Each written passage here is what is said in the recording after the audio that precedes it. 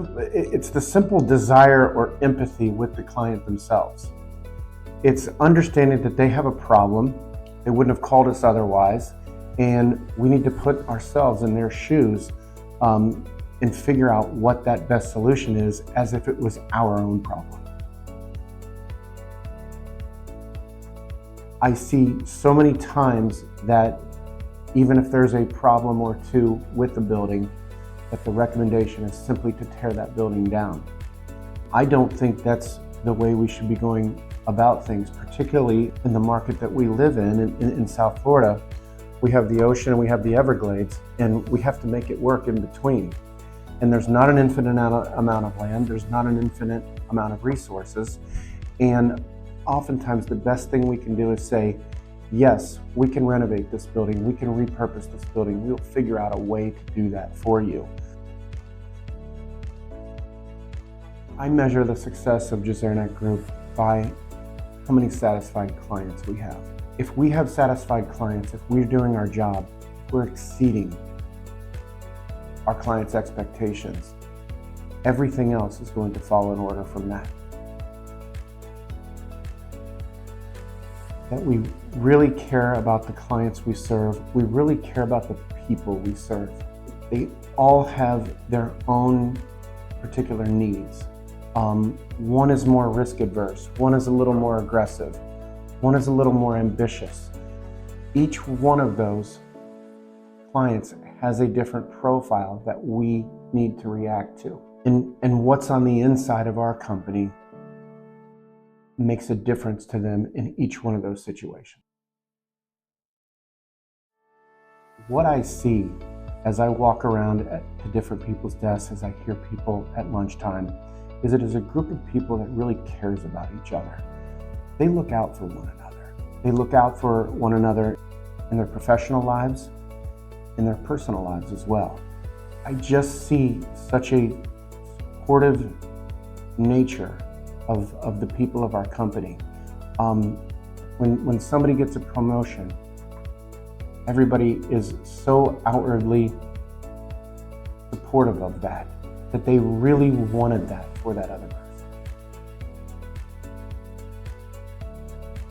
What I want for this firm in the next 10 years is that there is a very strong group of leaders in this company that together is taking it into the next decade and eventually into the next century.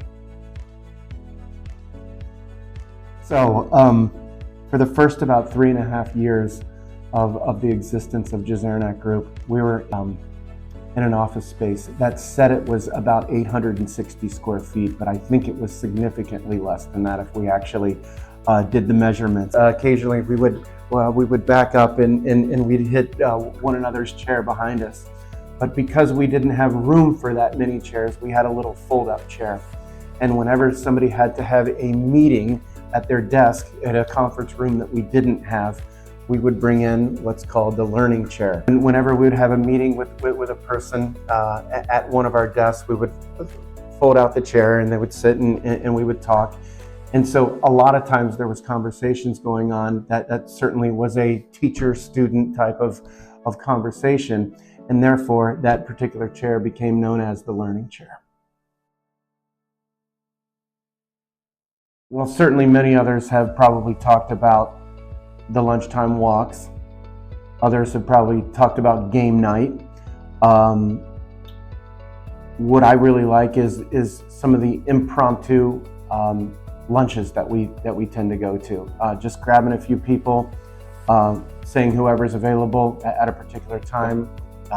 We walk over across the street to the square and all have lunch together. And it's just this 60-minute or 90-minute oasis during the day in which we can unwind and relax and interact with each other.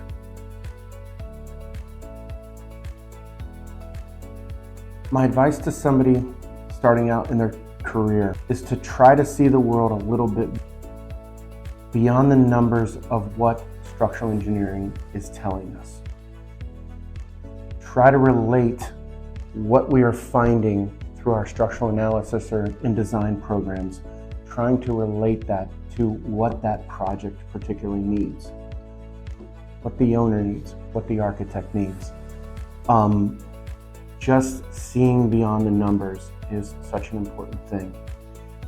And the second thing that I would tell young engineers is get to know as many people as you possibly can.